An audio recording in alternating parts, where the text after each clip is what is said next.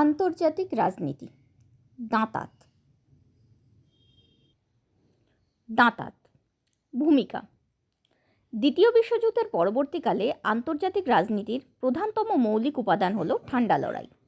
কিন্তু এই ঠান্ডা লড়াইয়ের চরিত্র ও গতিধারা সবসময় সমান ছিল না। ঠান্ডা লড়াইয়ের প্রথম পর্যায়ে ধাপে ধাপে উত্তেজনা চরমে উঠেছিল, কিন্তু পরবর্তী পর্যায়ে ধীরে ধীরে উত্তেজনা প্রশমিত হতে বা হ্রাস পেতে শুরু করে। এই সময় থেকেই শান্তিপূর্ণ সহাবস্থানের প্রতিশব্দরূপে দাঁতাত শব্দটির ব্যবহৃত হয়। ব্যুৎপত্তিগত অর্থ। দাঁতাত একটি ফরাসি শব্দ। এর অর্থ হল উত্তেজনার প্রশমন বা রিল্যাক্সেশন অফ টেনশন। ফরাসি রাষ্ট্রপতি দাগাল শব্দটি প্রথম ব্যবহার করেন। তিনি ভেবেছিলেন প্রাচ্য এবং পাশ্চাত্যের মধ্যে, অর্থাৎ পূর্ব এবং পশ্চিমের মধ্যে সম্পর্ক সহজ হয়ে উঠবে এই প্রক্রিয়ার মাধ্যমে। সংজ্ঞা। আন্তর্জাতিক সম্পর্কের ক্ষেত্রে দুই বা তার বেশি দেশের মধ্যে তৈরি হওয়া উত্তেজনার প্রশমন ঘটিয়ে পারস্পরিক বোঝাপড়ার মাধ্যমে বিরোধের মীমাংসা করে শান্তিপূর্ণ সহাবস্থানমূলক স্বাভাবিক সম্পর্ক প্রতিষ্ঠার সুপরিকল্পিত প্রক্রিয়াই হলো দাঁতাত। অর্থাৎ সাধারণ অর্থে দাঁতাত হলো দুই বা তার বেশি রাষ্ট্রের মধ্যে তৈরি হওয়া বিরোধমূলক বা অসঙ্গতিমূলক উত্তেজনার প্রশমন ঘটিয়ে বা হ্রাস করে পারস্পরিক বোঝাপড়ার মাধ্যমে বিরোধের মীমাংসা করার চেষ্টা করা। এই দাঁতাত প্রক্রিয়াটি হলো একটি সুপরিকল্পিত প্রক্রিয়া। অর্থাৎ যেসব দেশের মধ্যে দাঁতাত প্রক্রিয়ার প্রয়োগ হবে সেই সমস্ত দেশের রাষ্ট্রপ্রধানদের প্রথমেই পরিকল্পনা করতে হবে যে আমরা পারস্পরিক বোঝাপড়ার মাধ্যমে পারস্পরিক উত্তেজনার সমাধান ঘটাবো। তারপর তারা পরিকল্পিতভাবে বিভিন্ন বোঝাপড়ার মাধ্যমে বা বিভিন্ন আলোচনার মাধ্যমে ছোটোখাটো যত ডিসপিউট বা বিরোধ আছে সেগুলোকে মীমাংসা করার চেষ্টা করবে এবং শান্তিপূর্ণভাবে পারস্পরিক বিরোধপূর্ণ মতামত থাকা সত্ত্বেও সহাবস্থানের মাধ্যমে একটা স্বাভাবিক সম্পর্ক আন্তর্জাতিক ক্ষেত্রে গঠন করার চেষ্টা করবে। এটা দাঁতাতের একটা জেনারেলাইজড ডেফিনেশন বা সাধারণ অর্থে যে কোনো দেশের ক্ষেত্রেই এটার প্রয়োগ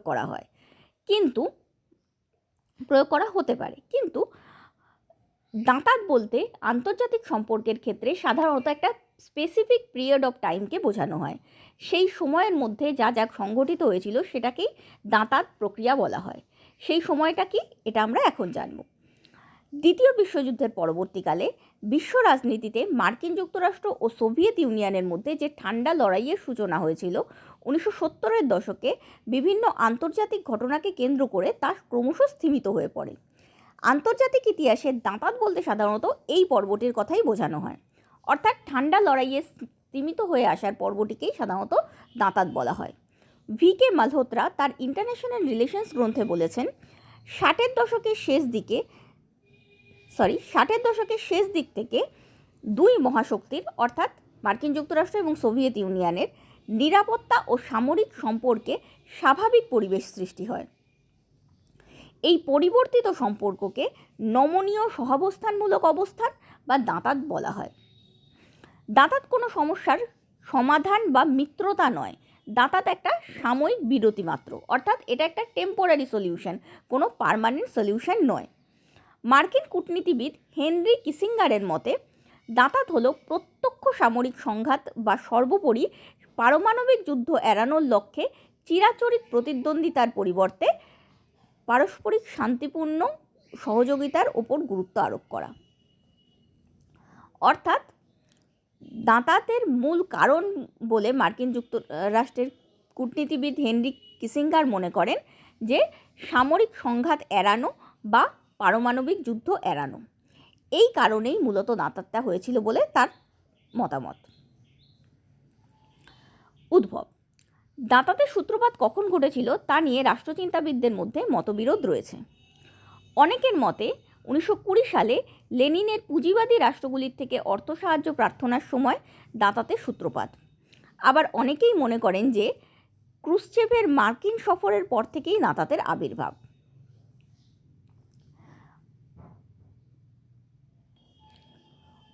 অর্থাৎ অনেকের মতে যখন লেনিনের সময় যখন রাশিয়ার অর্থনৈতিক অবস্থা মন্দার দিকে যাচ্ছিল, তখন লেনিন ধনতান্ত্রিক দেশগুলির থেকে অর্থ সাহায্য চেয়েছিলেন। সেই সময়ই অনেকের মতে যে সমাজতান্ত্রিক ধারণার কঠোরতা বা সমাজতান্ত্রিক কট্টরপন্থীতা থেকে বেরিয়ে এসে রাশিয়ার ধনতন্ত্রের দিকে পা বাড়ানো বা ধনতন্ত্রের থেকে সাহায্য চাওয়া এবং মিত্রতা করতে চাওয়া, এখান থেকেই দাতাতের সূত্রপাত বলে অনেকের ধারণা। এই সময় নিউ ইয়র্কের চেস ব্যাংক আর মার্কিন যুক্তরাষ্ট্র লেনিনকে অর্থ সাহায্য করেও ছিলেন। ফলে এটা দ্বিপাক্ষিকভাবে একটা পারস্পরিক বোঝাপড়ার মাধ্যমে সম্পর্কের উন্নতি ঘটানোর চেষ্টা বলে অনেকে মনে করেন।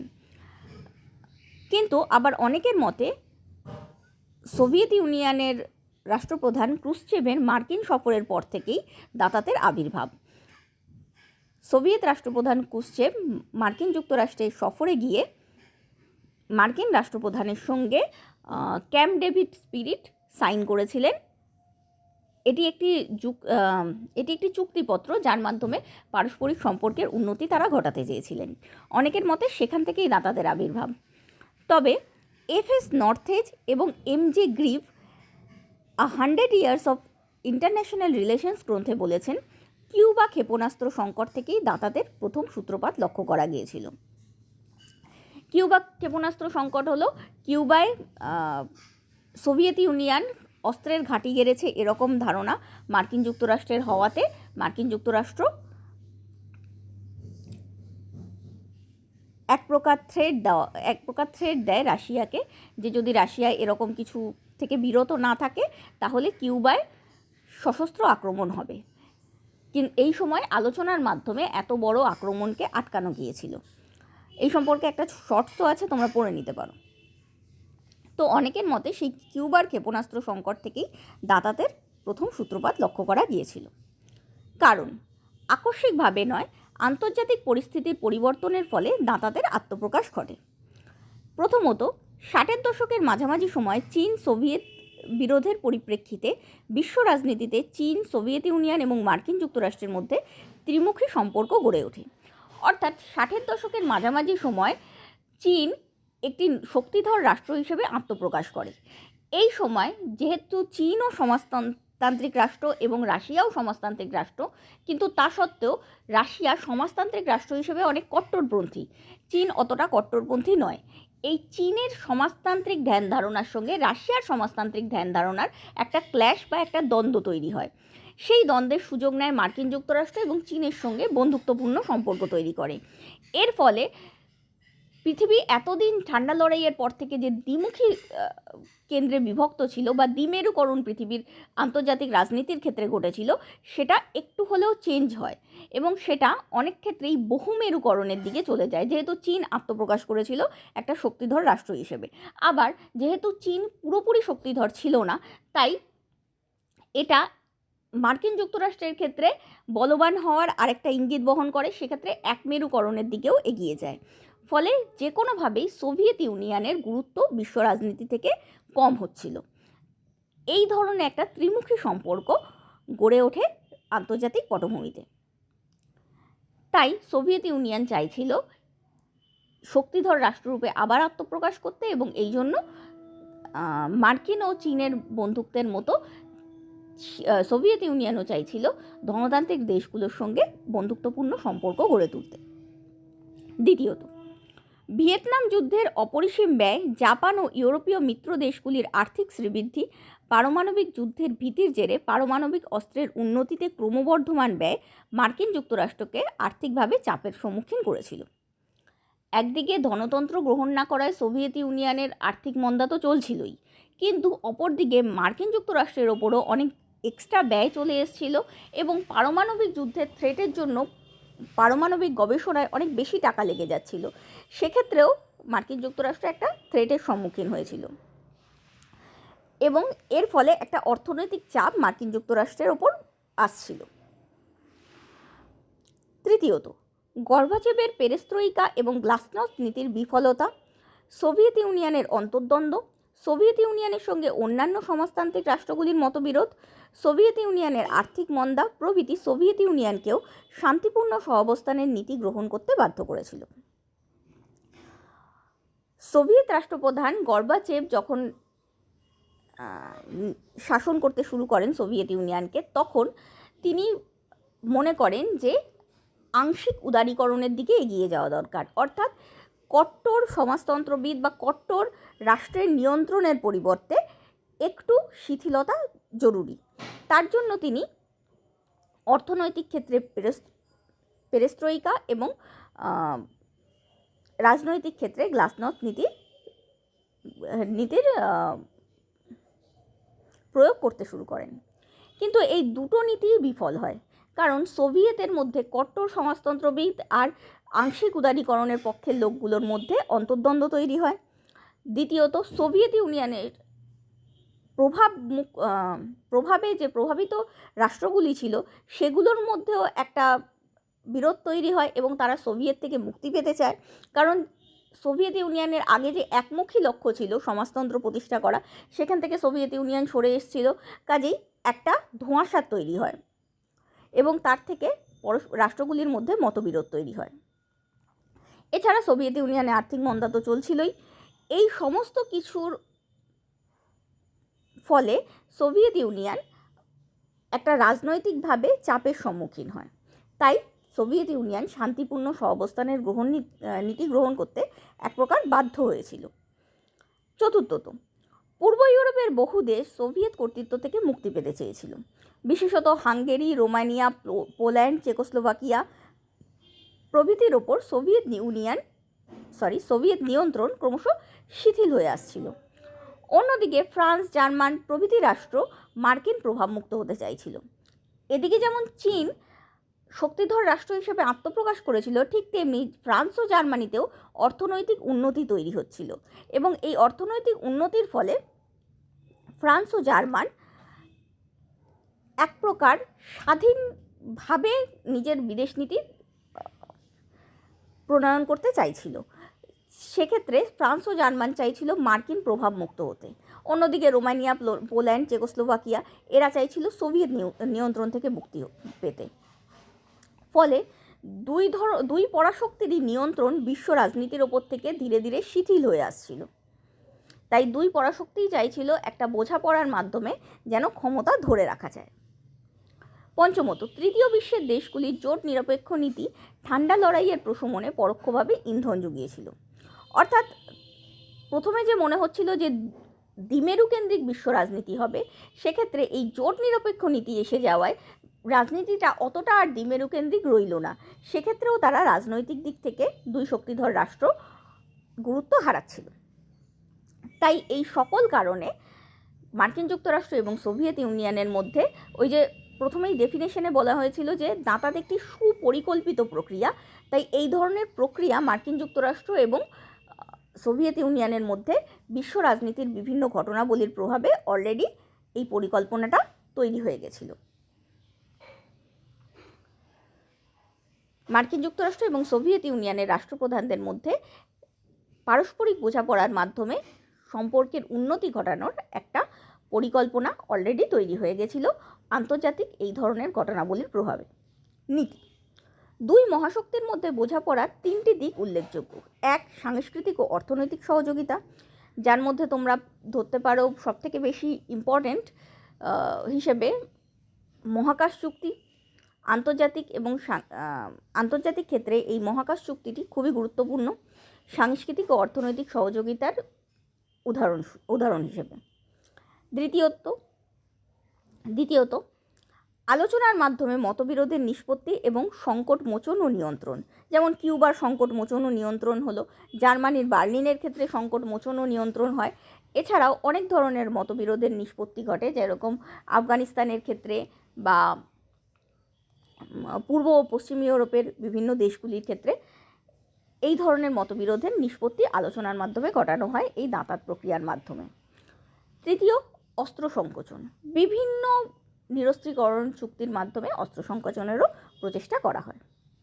ফলাফল: প্রথমত, বিশ্ব রাজনীতির ক্ষেত্রে দাঁতাত ঠান্ডা লড়াইয়ের অবসানে এক গুরুত্বপূর্ণ ভূমিকা পালন করেছিল। এর ফলে মার্কিন যুক্তরাষ্ট্র এবং সোভিয়েত ইউনিয়ন তাদের আদর্শগত সংঘাতকে দূরে সরিয়ে পরস্পরের নিকটে আসে।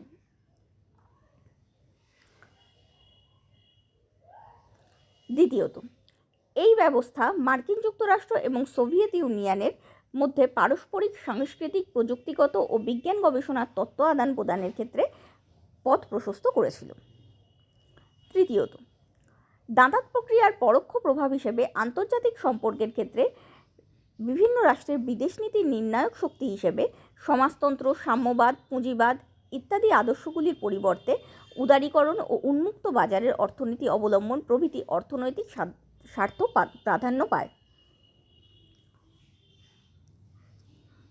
চতুর্থত, দাঁতাতের ফলে সোভিয়েত রাশিয়ার সমাজতন্ত্রের সংকটকে ঘনীভূত করার পাশাপাশি বিশ্ব রাজনীতিতে মার্কিন যুক্তরাষ্ট্রের একমেরুকরণের সূচনা করেছিল।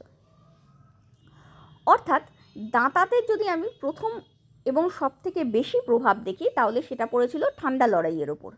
ঠান্ডা লড়াইকে কেন্দ্র করে পৃথিবীর আন্তর্জাতিক রাজনীতি দুটি মেরুতে কেন্দ্রীভূত হয়েছিল।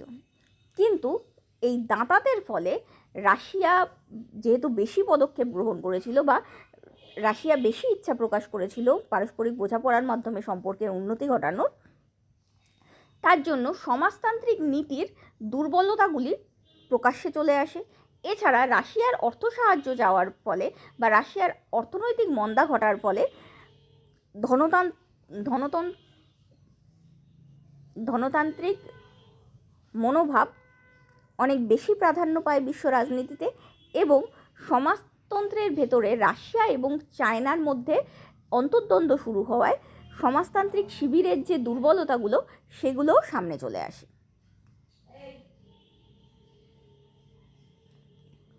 ফলে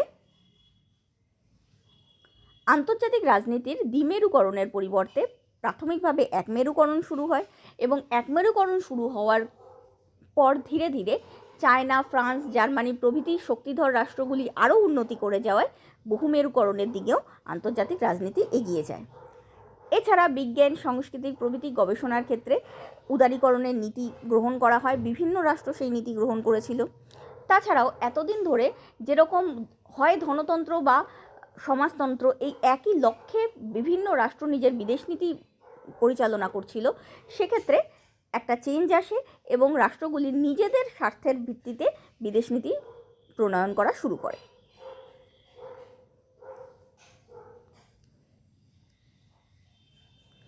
পঞ্চমত, ফ্রান্স ও জার্মানিতে রাজনৈতিক পরিবর্তন লক্ষ্য করা যায়।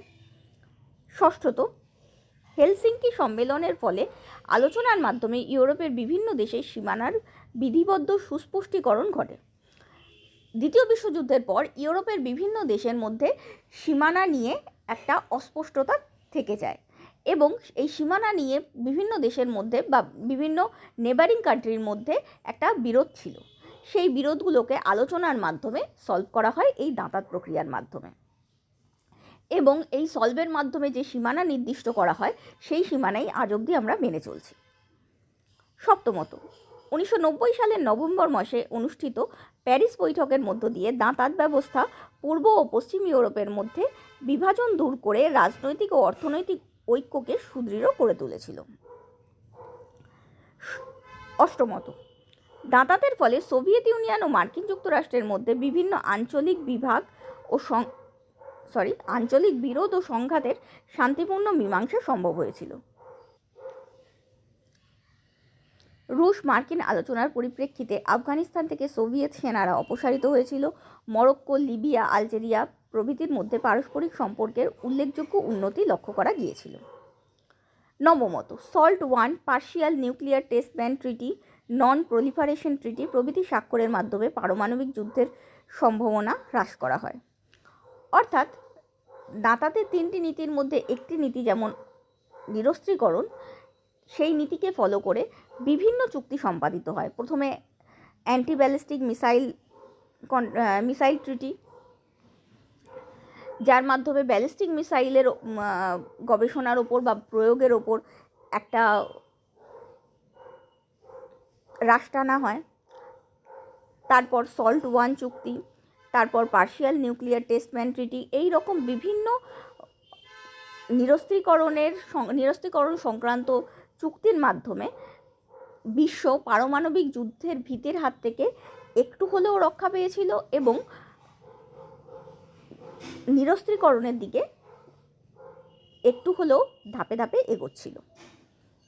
দশমত, মূলত এই প্রক্রিয়ার ফলেই নিরস্ত্রীকরণের পর্যায়ক্রমিক অগ্রগতির মধ্য দিয়ে সামরিক রাষ্ট্রজোটগুলির প্রয়োজনীয়তা ফুরিয়ে যায়। সিয়াটো, সেন্টো প্রভৃতি রাষ্ট্রজোটগুলির বিলুপ্তি ঘটে।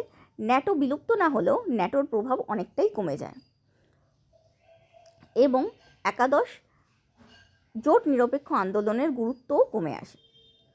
বাস্তবে সিয়াটো, সেন্টো, ন্যাটো এগুলো এবং জোট নিরপেক্ষ আন্দোলনের উৎপত্তিটাই এই কারণে হয়েছিল যে যদি কোনো রাষ্ট্র অপর রাষ্ট্রকে আক্রমণ করে তাহলে যেন সেই রাষ্ট্রের পক্ষে সেই আক্রমণকে প্রতিহত করার ক্ষমতা থাকে। তার জন্যই এই রাষ্ট্রজোটগুলো গঠিত হয়েছিল।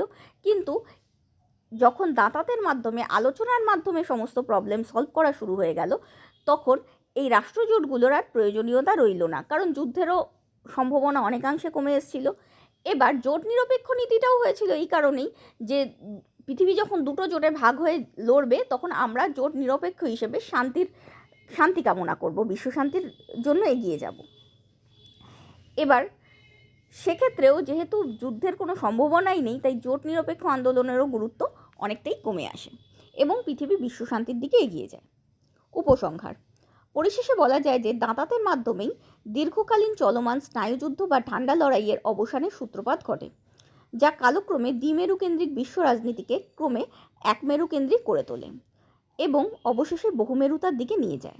সর্বোপরি বিশ্বকে পারমাণবিক যুদ্ধে ভীতিমুক্ত করে।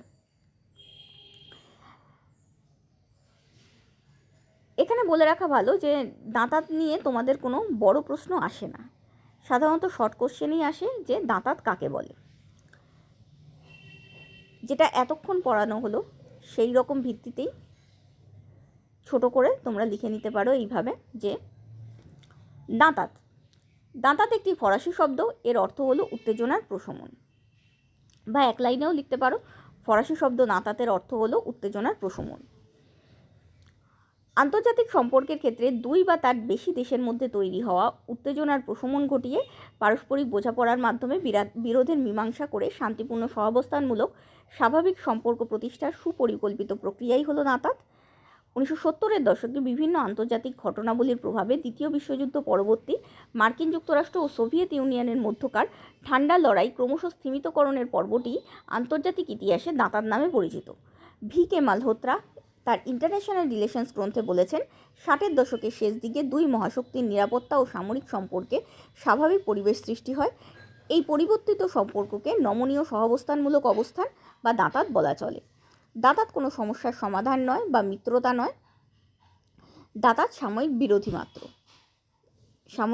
মাত্র। মার্কিন কূটনীতিবিদ হেনরি কিসিঙ্গারের মতে দাঁতাত হলো প্রত্যক্ষ সামরিক সংঘাত এবং সর্বোপরি পারমাণবিক যুদ্ধ এড়ানোর লক্ষ্যে চিরাচরিত প্রতিদ্বন্দ্বিতার বদলে পারস্পরিক শান্তিপূর্ণ সহযোগিতার উপর গুরুত্ব আরোপ করা। দীর্ঘকালীন চলমান স্নায়ুযুদ্ধ বা ঠান্ডা লড়াইয়ের অবসানে এবং সর্বোপরি বিশ্বকে পারমাণবিক যুদ্ধের হাত থেকে রক্ষা করতে দাঁতাতের গুরুত্ব অপরিসীম। এছাড়া আরেকটা প্রশ্ন আসে, দাঁতাত ও ঠান্ডা লড়াইয়ের মধ্যে পার্থক্য লেখো। দাঁতাত হলো উত্তেজনার একটি সচেতন এবং স্বেচ্ছাকৃত হ্রাসকরণ, কিন্তু ঠান্ডা লড়াই হলো উত্তেজনাকে পরোক্ষভাবে বাঁচিয়ে রাখার একটা সচেতন প্রচেষ্টা। অর্থাৎ ঠান্ডা লড়াই এবং দাঁতাত দুটোই প্রত্যক্ষ যুদ্ধের বিরোধী, তা সত্ত্বেও ঠান্ডা লড়াই প্রত্যক্ষভাবে না হলেও পরোক্ষ যুদ্ধতে ইন্ধন যোগাতো এবং সচেতনভাবেই এই ইন্ধনটা যোগাতো। কিন্তু দাঁতাত হলো এই ধরনের ইন্ধন যোগানোরও বিরোধী। দাঁতাত হলো একটি উত্তেজনাকে হ্রাস করার একটি সচেতন এবং স্বেচ্ছাকৃত প্রচেষ্টা, পারস্পরিক বোঝাপড়ার মাধ্যমে পারস্পরিক সম্পর্কের উন্নতি ঘটানোর একটা প্রচেষ্টা। কোনোভাবেই পরোক্ষ বিরোধকে দাঁতাত সমর্থন করে না। এটাই হলো দাঁতাত এবং ঠান্ডা লড়াইয়ের মধ্যে পার্থক্য। উত্তরগুলো ভালো লাগলে প্লিজ লাইক, শেয়ার আর সাবস্ক্রাইব করুন। Thank you.